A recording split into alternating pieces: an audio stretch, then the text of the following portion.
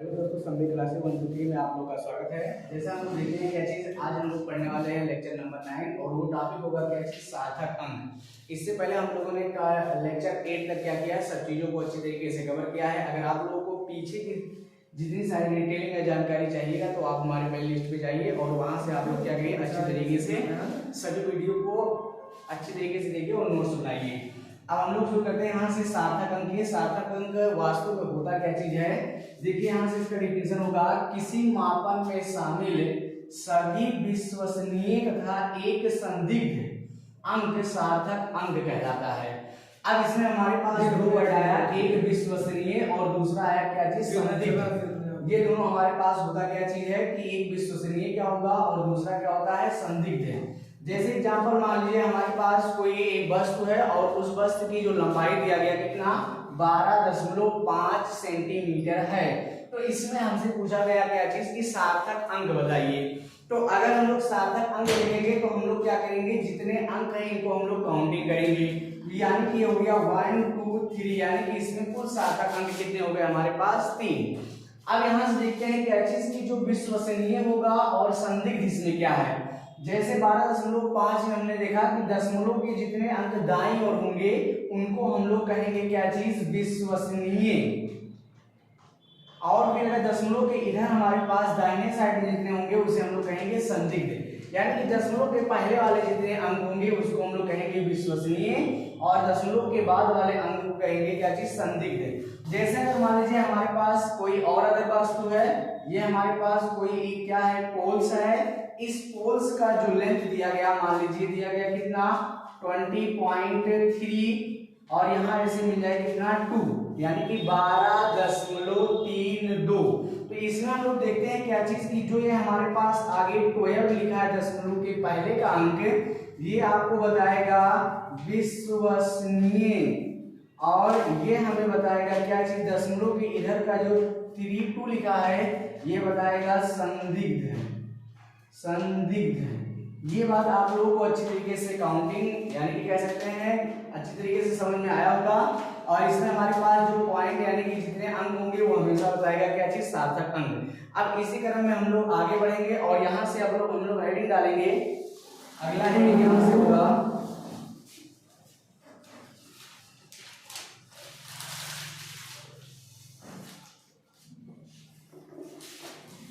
यहां से हेडिंग डालेंगे सार्थक अंकों की गणना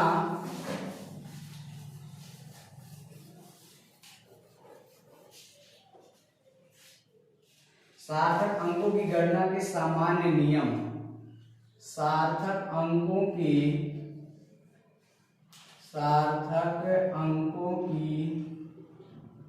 गणना के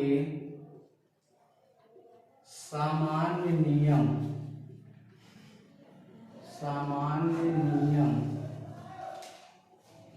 यानी कि जो हमारे पास सार्थक अंक होंगे उस चीज को फॉलो करने के कुल कितने नियम हैं, हम लोग कैसे उसमें काउंटिंग करेंगे कि सार्थक अंकों की संख्या कितनी है। तो इसमें हमारे पास पहला होगा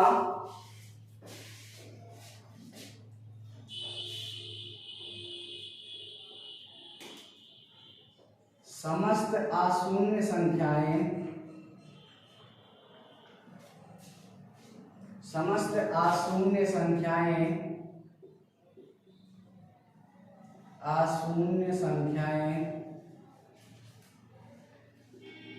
सार्थक अंक कहलाती हैं।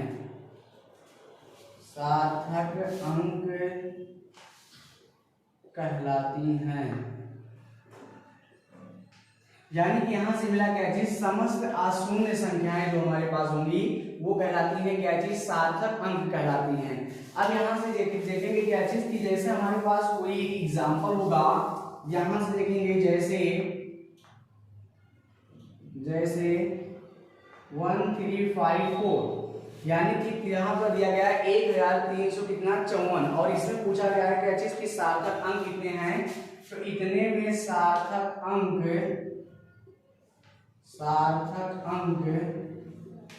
कितने होंगे, 1 2 3 4, यानी कि इसमें कितने हैं, सार्थक अंक 4 हैं और यही इसका क्या होगा, आंसर होगा। दूसरा देखेंगे इसमें पहले के बाद पहला रूल हो गया। दूसरा रूल देखेंगे, दो अशून्य संख्याएं जिनके बीच दो अशून्य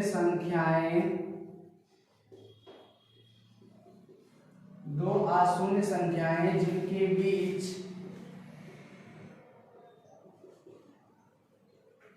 यानी कि यहां से मिला क्या चीज, दो अशून्य संख्याएं जिनके बीच में यदि शून्य हो तो, जिनके बीच में यदि शून्य हो तो सार्थक अंक, यानी कि बीच में क्या हो, शून्य हो तो सार्थक अंक होगा। जैसे इसका एग्जांपल देखेंगे,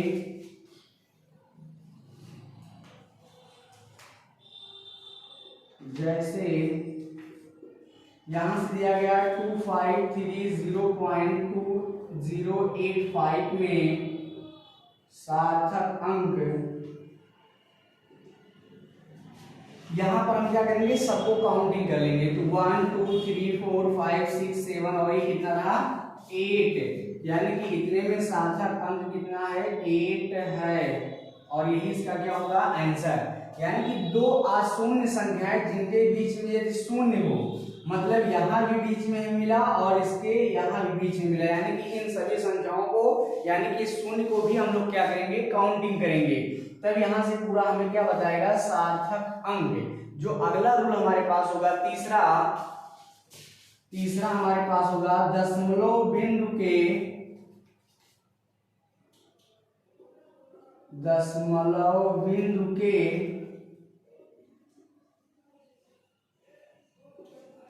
अगला यहां से नियम होगा, दशमलव बिंदु के दाहिने तथा अशून्य अंक के, दशमलव बिंदु के दाहिने तथा अशून्य अंक के बाएं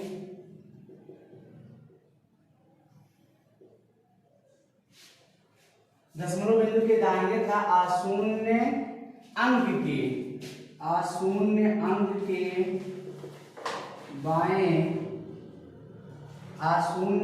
के बाएं और का शून्य सार्थक अंक, बाएं और का सार्थक अंक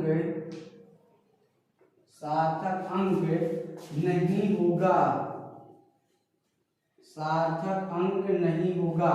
यानी कि दशमलव बिंदु के दाहिने तथा अशून्य अंक के बाएं ओर का सार्थक अंक क्या होगा, नहीं होगा। जैसे इसका एग्जांपल देखेंगे,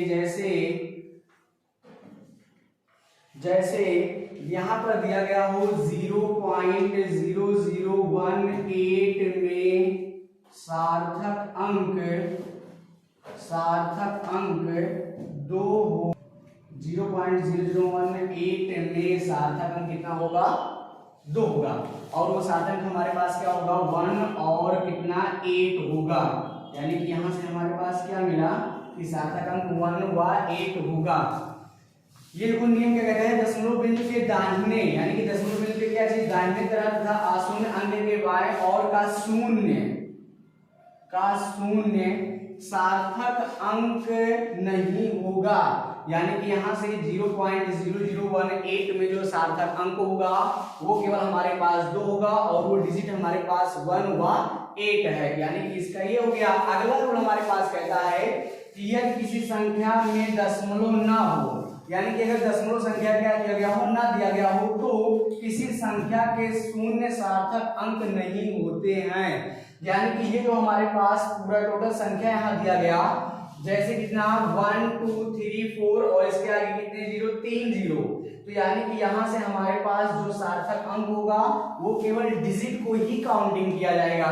दशमलव अगर हमारे पास यहाँ कहीं लगा होता तो हम इसमें 0 को भी क्या करते, ऐड करते। अब यहाँ से एक बार पुनः हम दोबारा रिपीट कर रहे हैं कि सार्थक अंकों की गणना के सामान्य नियम में पहला नियम क्या कहता है कि समस्त अशून्य संख्याएं सार्थक अंक कहलाती हैं। मतलब इसमें कहने का यह है कि जो समस्त अशून्य संख्याएं हैं सार्थक अंक कहलाती हैं। इसमें चाहे जीरो शामिल हो या ना शामिल हो, हम पूरे अंकों को क्या करेंगे, काउंटिंग करेंगे और वही हमें बताएगा सार्थक अंक। तो यानी कि यहाँ पर 1352 लिखा गया, जिसमें सार्थक अंकों की संख्या कितनी है, 4। दूसरा कहा गया दो अशून्य संख्याएं जिनके बीच में यदि शून्य हो तो सार्थक अंक होगा। यानी कि अगर बीच में कहीं शून्य आ रहा है तो उसको भी हम लोग क्या करेंगे, काउंटिंग करेंगे और वह सार्थक अंक होगा। जैसे यहाँ दिया गया 2530.2085 में सार्थक अंक कितना है, यहाँ पर हम सबको क्या करेंगे, काउंटिंग करेंगे। तो ये 1 2 3 4 5 6 7 और ये कितना हो गया, 8। इसमें कुल सार्थक अंकों की संख्या कितनी हो गई, 8। अब ऐसे यहाँ पर हम लोग देखेंगे अगला, दशमलव बिंदु के दाहिने का अशून्य अंक के बाएं और का शून्य सार्थक अंक नहीं होगा। अगर हम लोग देखते हैं क्या चीज, अगर इस डायरेक्शन में हम लोग रहेंगे तो ये हम लोग का कौन सा है, लेफ्ट हो गया, लेफ्ट होगा, ये राइट हो गया। तो इधर जितने भी हमारे पास होंगे वो क्या नहीं होगा, शून्य। यानी कि कह सकते हैं इसमें हम लोग शून्य को ऐड नहीं करेंगे, बल्कि जो हमारे पास डिजिट दिया गया होगा, केवल अंक, जैसे 1 क्या और 8, इन दोनों को हम लोग क्या करेंगे, सार्थक अंक मानेंगे और वो सार्थक अंक हमारे पास क्या होगा, 2। आप यहाँ दिखा सकते हैं कि वो 1 और 8 भी होगा। ऐसे लास्ट देखते हैं 40 में, यदि किसी संख्या में दशमलव ना हो तो किसी संख्या के शून्य सार्थक अंक नहीं होते हैं। मतलब अगर हमारे पास कोई बड़ी डिजिट लिखी गई है और उसमें जीरो नहीं लिखा गया है, मतलब दशमलव नहीं मिला है, तो हम लोग क्या करेंगे, जितने हमारे पास केवल डिजिट होंगे इस शून्य को छोड़कर हम सबको क्या करेंगे, सार्थक अंक मानेंगे और यहाँ पर सार्थक अंकों की संख्या कितनी होगी, 4। अब हम लोग देखते हैं अगला रूल, यहाँ से 5वां,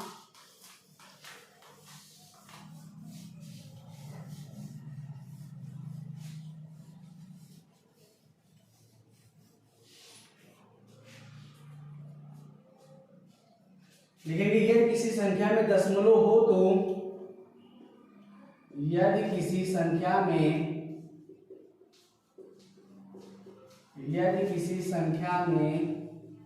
दशमलव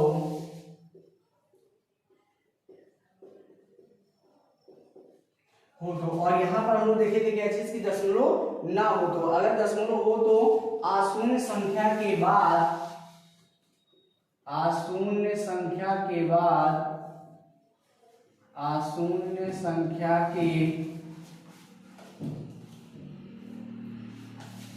ये किसी संख्या में दशमलव हो तो अशून्य संख्या के बाद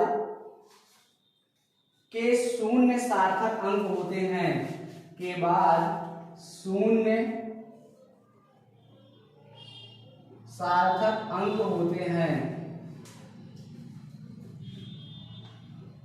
सार्थक अंक होते हैं।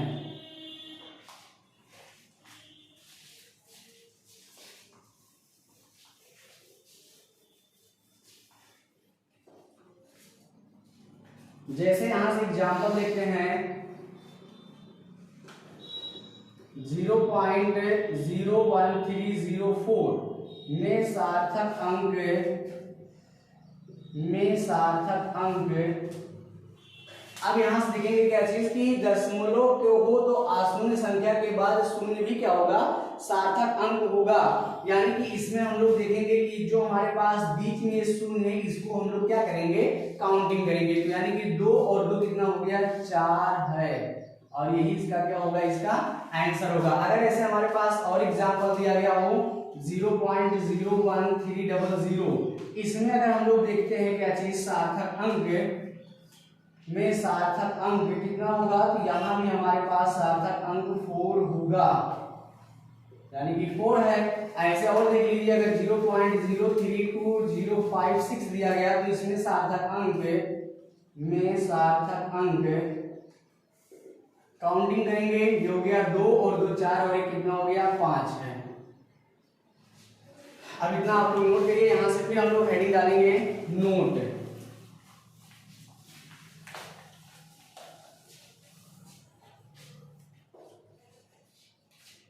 हेडिंग डालेंगे नोट।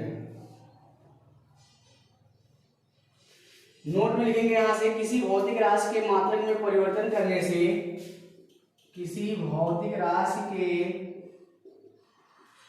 किसी भौतिक राशि के मात्रक में परिवर्तन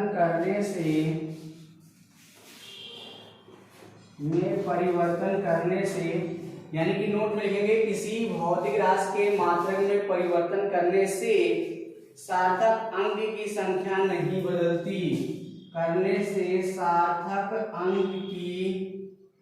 सार्थक अंक की संख्या नहीं बदलती। ये आप लोग नोट करके लिखेंगे। किसी भी भौतिक राशि के अगर मात्रक में परिवर्तन करने से सार्थक अंक की संख्या नहीं बदलती है। यानी कि अगर किसी भौतिक राशि का मात्रक दिया गया हो और उसमें हम लोग क्या कर दें, परिवर्तन कर दें, तब भी वहां से क्या होगा, उसके सार्थक अंक की संख्या कभी भी बदलेगी नहीं। अब यहां से हम लोग लास्ट हेडिंग देखेंगे इस चैप्टर का, अनिश्चित अंकों का अनिश्चित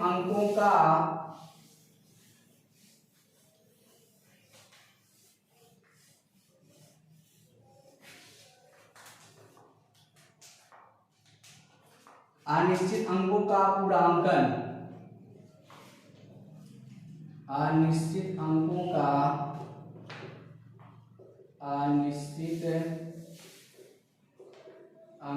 का पूर्णांकन।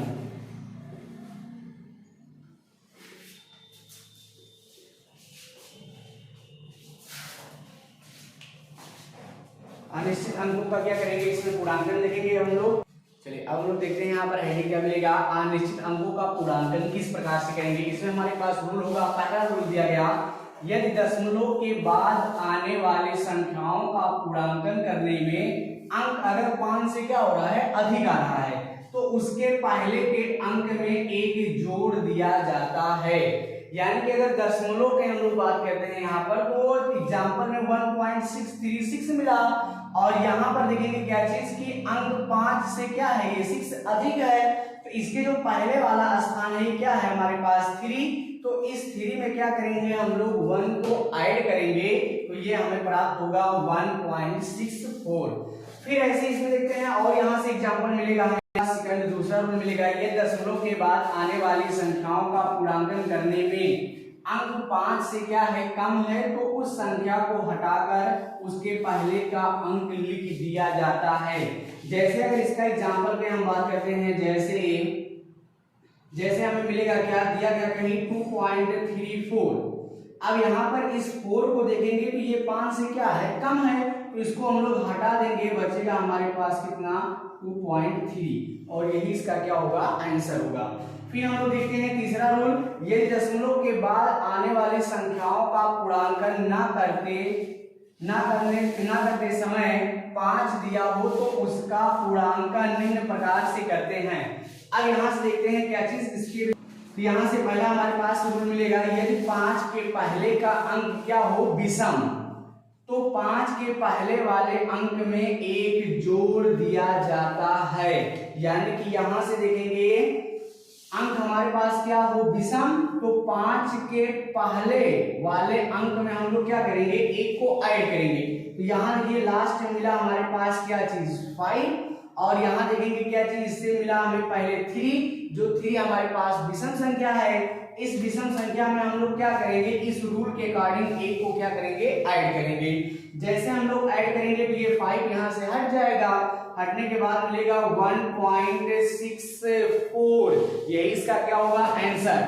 जैसे इसमें हमारे पास और देखेंगे एग्जांपल, अगर 1.645 ऐसे दिया गया हो, ये तो हमारे पास दशमलव है, यहाँ देखेंगे सम संख्या हो जाएगा, लेकिन यहाँ हमें चाहिए क्या चीज, कोई एक विषम संख्या, तो 1.63235 ऐसे कहीं लिखा गया हो, तो फिर हम लोग यहीं पर क्या करेंगे, चेक करेंगे, ये 5 से इधर देखेंगे पहले की संख्या विषम है, तो विषम जब है तो यहाँ पर हम लोग क्या करेंगे, एक को ऐड कर देंगे, तो इसका मान होगा 1.6324 और यही इसका क्या होगा, आंसर। अब यहाँ पर देखते हैं इसका लास्ट सेकंड रूल, यदि 5 के पहले का अंक क्या हो, सम हो, तो 5 को छोड़कर उसके पहले स्थान वाले अंक तक लिख दिया जाता है। यानी कि अगर हमारे पास कोई भी संख्या दिया गया हो और इस 5 के पहले जो संख्या दी गई हो ये क्या हो, इवन नंबर, मतलब सम संख्या हो, तो इस 5 को हटाकर हम लोग वही संख्या क्या करते हैं, लिख देते हैं। जैसे हमारे पास ये पहला एग्जांपल हो गया, इसका हम लोग और एग्जांपल देखते हैं, तो यहां से मिलेगा हमें इसका एग्जांपल और देखते हैं। जैसे मिला 1.3685, तो यहां से देखेंगे हमारे पास ये 8 हमारे पास क्या है, सम संख्या, तो इसका मान हमारे पास 1.368 होगा। ये इसका क्या हो गया, आंसर। अब ये आप लोगों का क्या हुआ, चैप्टर कंप्लीट हुआ। अब हम लोग यहां से देखते हैं क्या चीज, कल न्यूमेरिकल चालू करेंगे इस चैप्टर के जितने होंगे, फिर उसके बाद हम लोग अगला अध्याय शुरू करेंगे। जय हिंद, जय भारत।